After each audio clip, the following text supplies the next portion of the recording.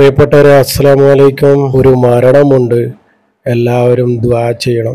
വളവട്ടണം തങ്ങൾ വയലിൽ താമസിക്കുന്ന മുസ്തഫയുടെ മകൻ സഫ്വാൻ, 24 വയസ്സ് മാത്രം പ്രായമുള്ള ഈ മകൻ കണ്ണൂർ പുതിയതെരു ധനരാജ് ടാക്കീസിന് സമീപം വെച്ച് ആക്സിഡന്റിൽ മരണപ്പെട്ടു.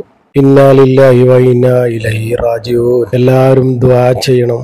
അല്ലാഹു തആല ആ കുടുംബത്തിന് ക്ഷമ നൽകട്ടെ. ഒരുപാട് സ്വപ്നങ്ങൾ ഉണ്ടാവും റബ്ബേ. ഇതുപോലുള്ള പിടുങ്ങനെയുള്ള പെട്ടെന്നുള്ള മരണത്തെ എല്ലാ മക്കളെയും റബ്ബ് കാക്കട്ടെ. ആമീൻ. എല്ലാവരും ഈ പൊന്നുമോന് വേണ്ടി ദുആ ചെയ്യണം.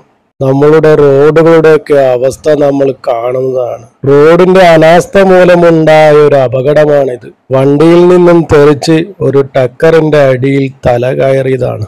അല്ലാഹ് ആ മോന് സ്വർഗം കൊടുത്ത് അനുഗ്രഹിക്കണേ അല്ലാഹ്. പടച്ചവനെ, പല ആഗ്രഹങ്ങളും സ്വപ്നങ്ങളും കൊണ്ട് യാത്ര ചെയ്തവനായിരിക്കും റബ്ബേ. അദ്ദേഹത്തിന്റെ എല്ലാ പാപങ്ങളും പുറത്ത് നീ സ്വർഗീയ പൂങ്കാവനം കൊടുക്കണേ റബ്ബേ. റബ്ബിൽ ആലമീനായ തമ്പുരാനെ, ഇതുപോലുള്ള മരണങ്ങളെ തൊട്ട് നമ്മുടെ എല്ലാ മക്കളെയും നീ കാക്കണേ റബ്ബേ. ഇപ്പോൾ മയ്യത്ത് കണ്ണൂരിലെ സ്വകാര്യ ആശുപത്രിയിലാണ് ഉള്ളത്.